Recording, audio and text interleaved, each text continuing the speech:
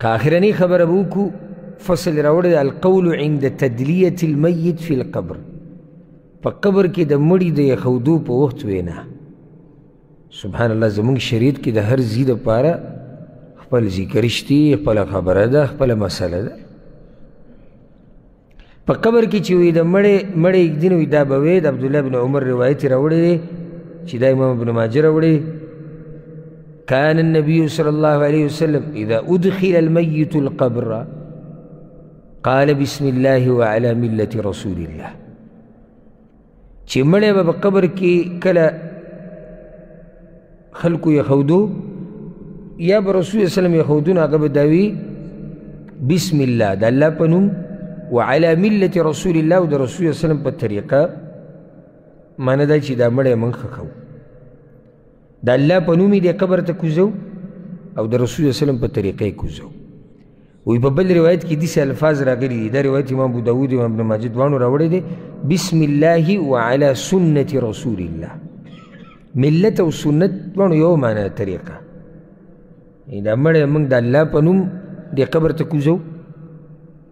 او پا طریقہ دا رسول صلی اللہ علیہ وسلم.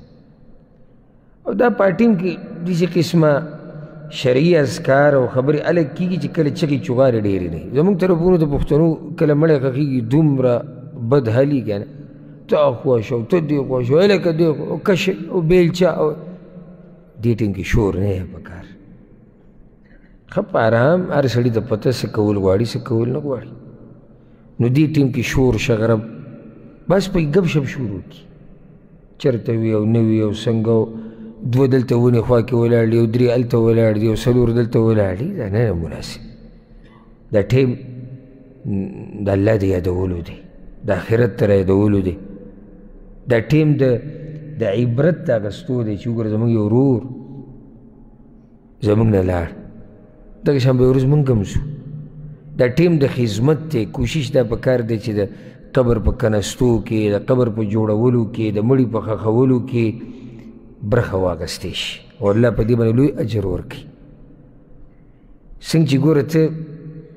یو مسلمان دا پارا پا دنیا کی کور آباد کی لکو سیو سڑے دیتا والا کور جوڑ کو کمالی مرست دی کڑی بدنی دی کڑی اللہ با اجر ندر کے داری دی مڑی کور دے گن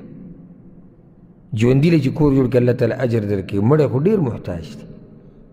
پا دی کے برخ آغستا. خب پا دی کے دا قسم باز خلق وین دیسی دغا ٹیم کم والعیاذو باللہ لوی دا سڑن نوزی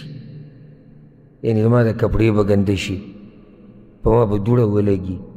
سگاڑی تلی دیمی کیا نا دا باز پا کیسی سی تکبر سر عادتی والعیاذو باللہ او چی پا مقبرکی دا چا دا سڑن تکبر و نوزی نظام چی بل کمزی کی بوسی یعنی دی خپل زینی او خپل انجامی نی او بیام تکبر تا اگروی زما با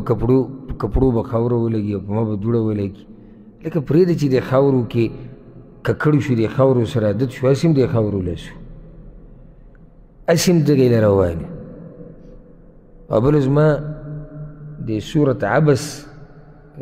تلاوه